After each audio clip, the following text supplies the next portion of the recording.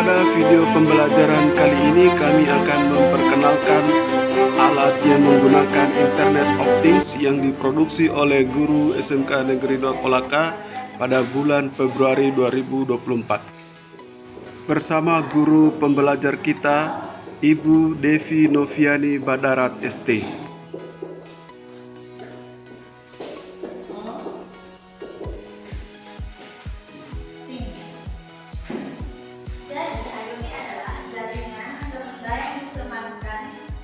Dengan software itu software, sensor atau konektivitas jaringan yang memungkinkan benda-benda di sekitar kita itu untuk terhubung dengan internet.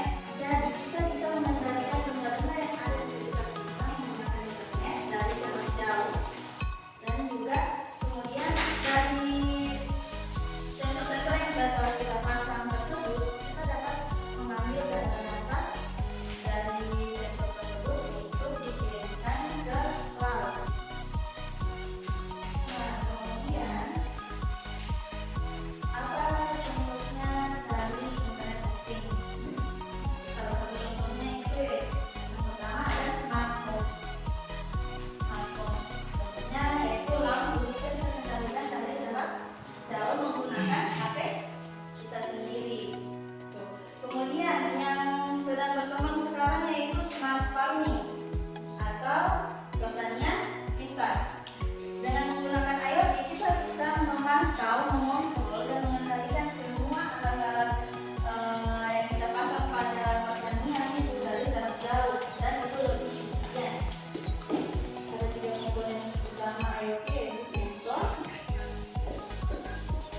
dan aktuator.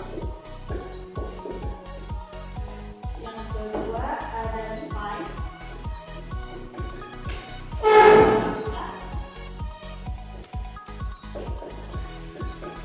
Dan yang ketiga itu ada konektivitas.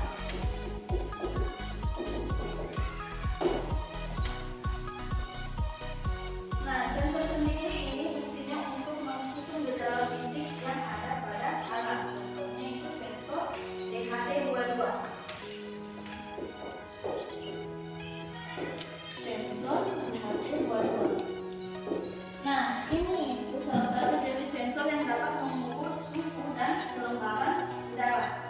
Jadi dengan menggunakan sensor kita bisa tahu berapa suhu yang berada pada ruangan ini. Terus berapa kelembabannya. Selain sensor DHT22 ada juga sensor HCSR04.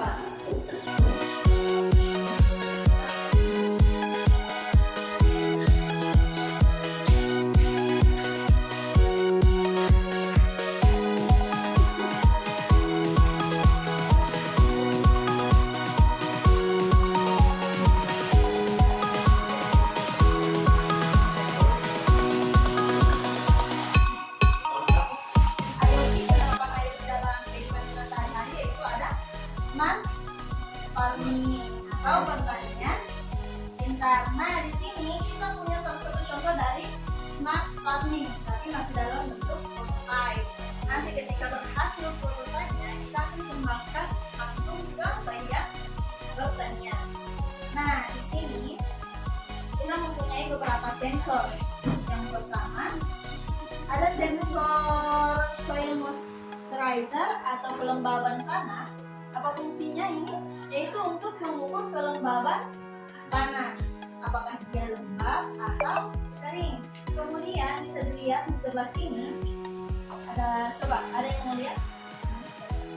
Ini itu seperti yang saya sebut tadi, ini sensor DHT22 yaitu sensor suhu dan kelembaban yang dapat mengukur berapa suhu serta kelembaban yang ada dalam box ini. Kemudian di sebelah sini, coba lihat. Ini yang dibilang dengan sensor HCSR04 yaitu untuk mengukur berapa jarak air dari sensor HCSR04. Nah, fungsinya dari sensor ini untuk smart farming prototype ini yaitu untuk mengukur ketika airnya berkurang, air dalam tangki ini berkurang, maka dia akan menjalankan pompa air secara otomatis untuk mengisi kembali air sampai dengan batas yang telah ditentukan. Di sini ada sekitar 5 cm dari jarak sensor HCSR 04 atau sensor ultrasonik. Nah, bagaimana cara kerja dari sensor ultrasonik ini? Pertama yaitu trigger akan mengirimkan sinyal gelombang elektron ke gelombang ultrasonik, di mana ketika gelombang tersebut sudah mencapai benda yang ada di depannya, maka gelombang tersebut akan dipantulkan kembali hingga ke sensor ini, dan kemudian itu akan diukur berapa waktu yang diperlukan dari gelombang yang dipancarkan hingga kembali menangkap gelombang yang dipantulkan tadi. Nah, itu akan dikonversi menjadi berapa jaraknya. Nah, kemudian sensor ini dia termasuk dalam sensor analog. Kalau itu analog dan digital. Kemudian sudah tadi saya jelaskan. Kemudian untuk mengendalikan semua sensor-sensor ini, kita membutuhkan sebuah microcontroller. Yaitu seperti ini. Di sini kita gunakan microcontroller berjenis SI32, karena yang sudah dilengkapi dengan modul Wi-Fi-nya ada. Kemudian dia ukurannya lebih kecil. Ada yang tahu apa itu microcontroller? Saya sudah jelaskan itu fungsinya mengendalikan sensor yang digunakan.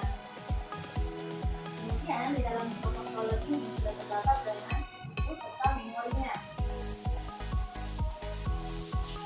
Kalau kita lihat contoh dari di sini ya, kita lihat berapa temperaturnya itu 29,10 derajat Celcius. Kemudian ada juga di sini kelembabannya 79,30%. Kemudian yang ini 1518 watt. Artinya tanah yang di dalam box ini dalam keadaan lembab. Ini kita atur kelembabannya saat kita melakukan programming atau menulis kode program. Pasti sudah diajarkan toh menulis kode program. Nah, kita gunakan ini yaitu bahasa C.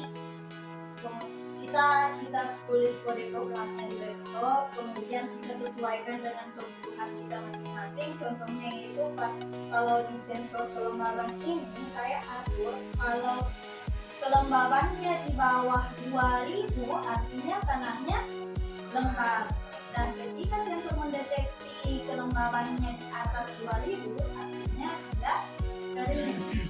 Kemudian kemudian secara otomatis akan menjalankan pompa air atau monsternya supaya dia menyiram nanti tanaman tersebut agar tanahnya menjadi lembab. Nah, contohnya seperti ini. Ini kan wet. Bagaimana kalau kita kasih salah dulu?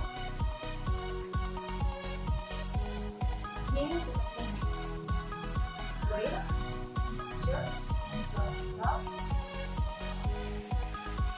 Nah, kita dia mendeteksi bahwa tanah kita ini menjalankan pompa. Dia akan menyiram tanaman secara otomatis. Kenapa? Karena dia kering. Nah, ketika dia basah, maka pompanya tersebut otomatis akan mati. Artinya tanah tersebut sudah cukup lembab. Nah, selain itu, ini kan kita punya lampu. Nah, artinya kalau lampunya menyala itu ya, kalau di luar ruangan artinya siang. Tapi kan tidak mungkin tanaman itu 24 jam dikasih matahari. Jadi kita bisa gunakan sensor IoT untuk mengendalikan lampu dari jarak jauh. Supaya kita lagi keluar, kita lagi ke Polaka. Seperti ini contohnya, ini lampu tanaman kita.